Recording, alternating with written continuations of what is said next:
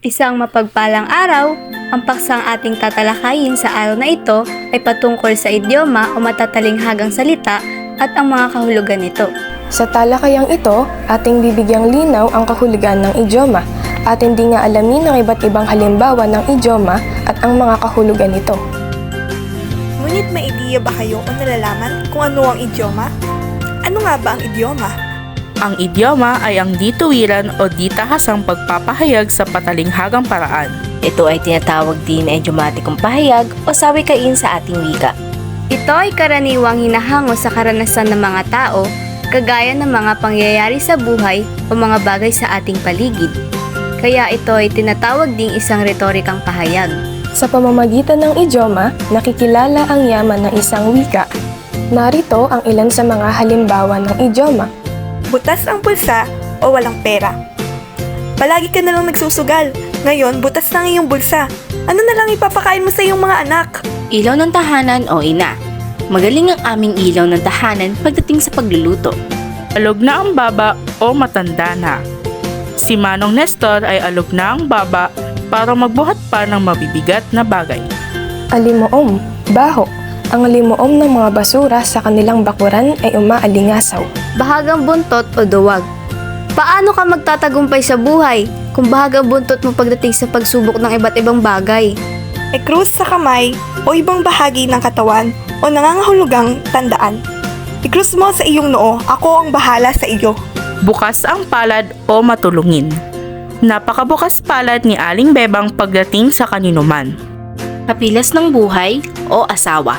Balang araw ay matatagpuan mo rin ang magiging kapilas mo ng buhay. Nagbibilang ng poste o walang trabaho. Hanggang kailan ka ba magbibilang ng poste? Tulungan mo naman ang iyong mga magulang. Basagang pula o loko-loko. Si Pedro ay basagang pula. Ngayong atin lang nalaman ang ilan sa mga halimbawa ng idioma at ang gamit nito sa pangungusap. Atin pa itong mas palawakin sa pamamagitan ng isang kwento ng isang nanay na may bilin sa minamahal niyang anak na si Chichi. Ito ay pinamagatang ang bilin ni Nanay Sita kay Chichi mula kay Binibining Jamila Mirel Floro. May isang nanay na naghihintay sa kanyang anak na umuwi mula sa eskwela. Ito ay si Nanay Sita. Si Chichi, ang kanyang anak na kakatungtong pa lamang ng high school, ay umuwing may malaking ngiti sa muka. Inay! Inay! O bakit anak? Mukhang masayang masaya ka. Ang dami ko po naging mga kabagang sa eskwelahan ngayon. Aba, nakakatuwa naman yan anak. Paano ka nagkaroon ng napakaraming kabatakan? Inatasan po ako ng aming guro na gumawa ng maikling tula at ibigkas ito sa harap ng klase. Labis silang natuwa sa aking tula kung kaya't nais silang makipagkaibigan sa akin. Ang galing naman ng anak ko. Ngunit, lagi mong ikrus sa iyong noo anak. Hindi lahat na makakasalamuha mo ay magiging tunay mong kaibigan. Ang iba ay maaaring asal hudas o asal hayop na pagkatalikod mo. Sige po, Inay. Maasahan nyo na hindi ko po aalisin sa alaala ang sinabi niyo sa akin. Ngayong nalaman mo na kung ano ang idioma, atin namang sukatin ang iyong kaalaman sa pamamagitan ng isang pagsasanay mula sa kwentong ating napanood.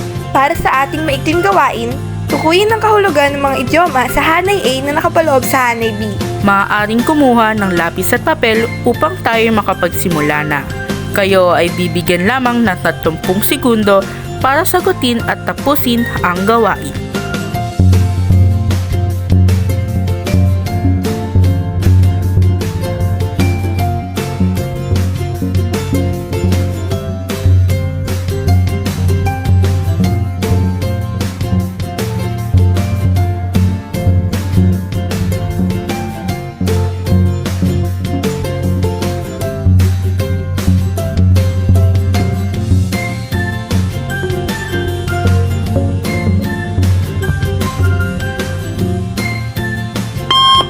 Sa unang bilang, ang kahulugan ng salitang kabagang ay tama, kasundo o letrang C.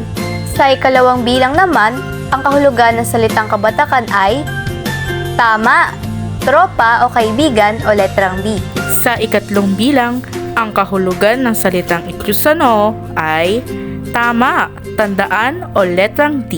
Ang husay! Nakakatatlo ka na ng tama. Tiyak na naunawaan mo na ngang mabuti ang idioma. Sa ikaapat na bilang, ang kahulugan ng salitang asaluhudas ay tama, manloko o letrang I.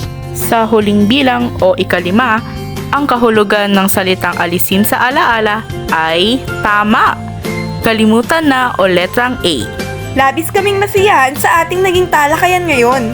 Sana ay kayo rin sapagkat nagkaroon na naman tayo ng araw upang tayo'y matuto. Hanggang sa muli, maraming salamat. Paalam!